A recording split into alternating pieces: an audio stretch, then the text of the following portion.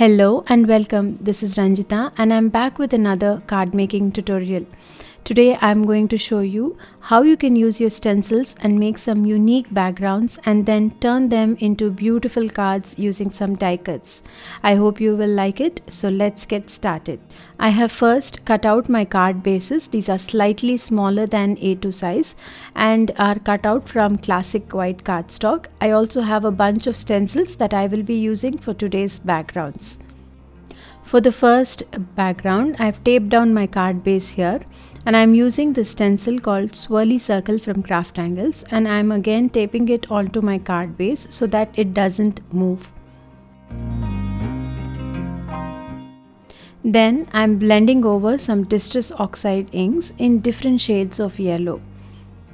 This is a very basic stencil background. All you need to do is take different shades or different tones of the same color and just blend it onto your background. However, I am using different shades here. You can also do it with the same Distress Oxide ink but with varied pressure as well. That would also give a unique look here.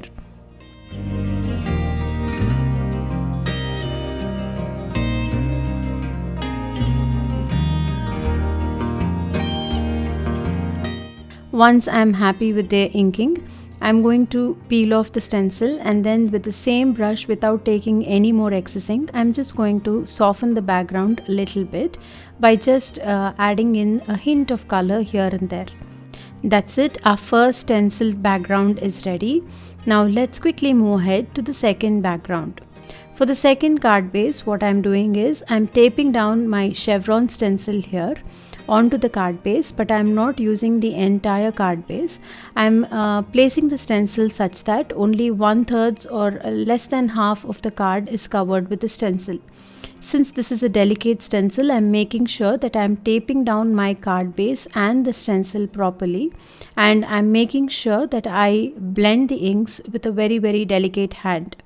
Here I'm taking a shade of blue and a shade of green just to give it a different look. For all my stencil backgrounds today, I am using Distress Oxide inks, and for this card, what I am doing is I'm taking a shade of blue and randomly inking some color through the stencil. And once I am happy with the blending of my blue color, I am going ahead and taking the green color and blending it in between the blues, trying to give it a different look here.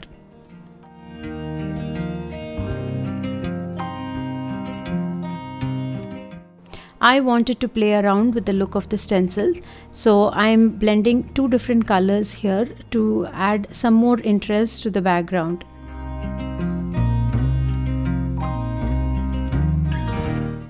That's it, our second background for today is done. Just a simple stencil and two different inks has brought in so much interest to our card base. Now let's move ahead and make the third background. For the third background, I am taking two different shades of Distress Oxide ink here again, but this time I am not using any stencil right away, but all I am doing is I am filling up my cardstock, loading it up with ink in two different shades.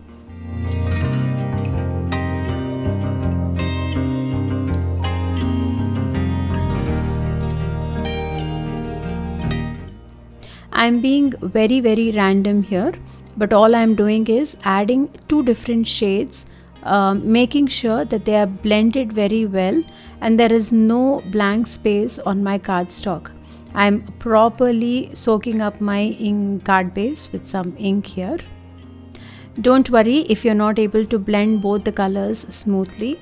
The blending between the shades doesn't really matter. You will know it once we move ahead in the technique.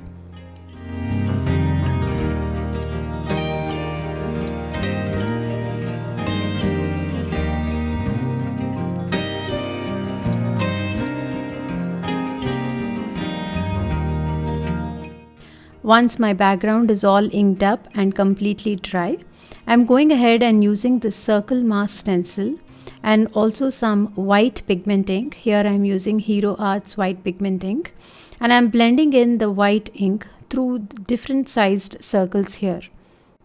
While inking the white pigment through the circles, I'm making sure that some of them are light and some of them go with a heavy hand.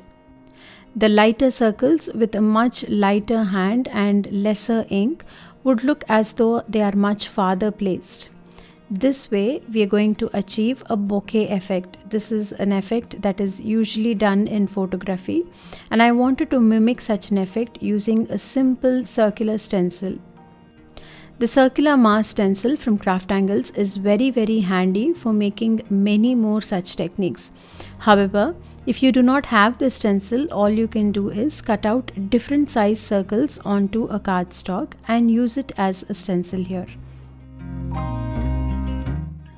So as you can see here, I am randomly placing my circles here, and I am making sure that I am also alternating the size of the circle here. This is the bokeh effect usually played around with photographers, wherein the lights on the background are blurred to get this effect. Whereas we are trying to achieve a similar effect in a very simple and easy way, just by using some white pigment ink and a circular stencil. I am going to continue inking up the white ink through the stencil until I am happy with my background. But I am making sure that I am not using the same pressure again and again. I am making sure some of my circles are go with a lighter hand and some of them have more ink through them. I am also making sure that I am alternating the sizes of the circles randomly.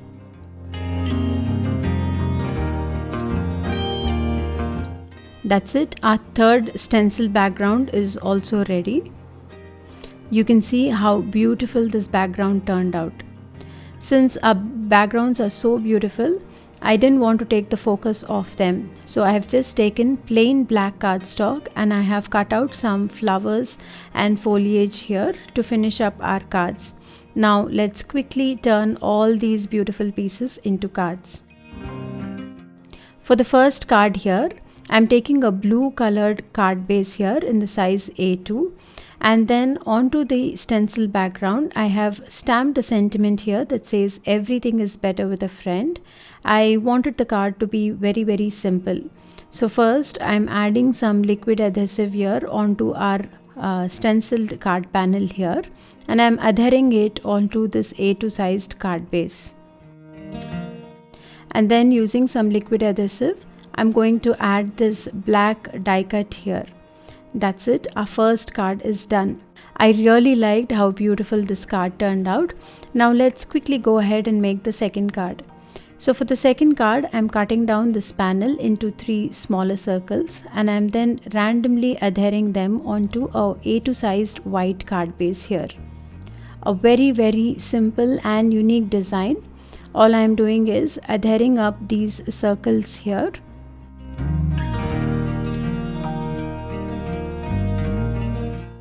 Onto this pattern, I am going to add a black die cut butterfly.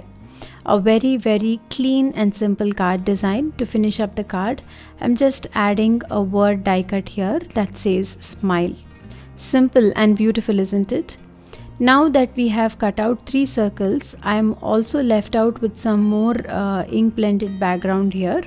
So I've cut it out into a rectangular shape here, and I'm placing it onto the center of an A2 sized white card base. Onto this, I'm adding this beautiful die cut rose bunch here. I really love how you can use one simple stencil background and turn them into so many cards. I wanted to keep this card blank, so I didn't add any sentiment to this. Anytime I would require a beautiful card, I would then add an apt sentiment to this according to the occasion and then finish up the card. Simple and beautiful, isn't it? Now let's move ahead to the 4th card. For the 4th card, I have taken this beautiful stencil background and I have cut it out into a circle, and then I've trimmed off a part of the circle just to add some interest. I'm then adhering it with liquid adhesive onto a top folding A2 sized white card base. And then on top of this, I'm adding some black die cut bunches of roses here along with small branches of leaves just to add some more interest. As you have seen, for all my cards today, I'm really not focusing on coloring my elements here. All I did was taken some black cardstock. This is also the best way to use up those little scraps of black cardstock, and I've cut them out into beautiful floral images here using the dies that I had in my stash. And then I added them onto my beautiful stencil backgrounds. So this was my inspiration for today. I wanted to show you how you can use a simple stencil along with some inks and make some really beautiful backgrounds. And not just that, you can turn one simple stencil background into multiple cards. Interesting, isn't it? And coming to this card, all I'm doing is I'm finishing it up by adding a sentiment here with some double-sided foam adhesive just to add some dimension to this simple and beautiful card.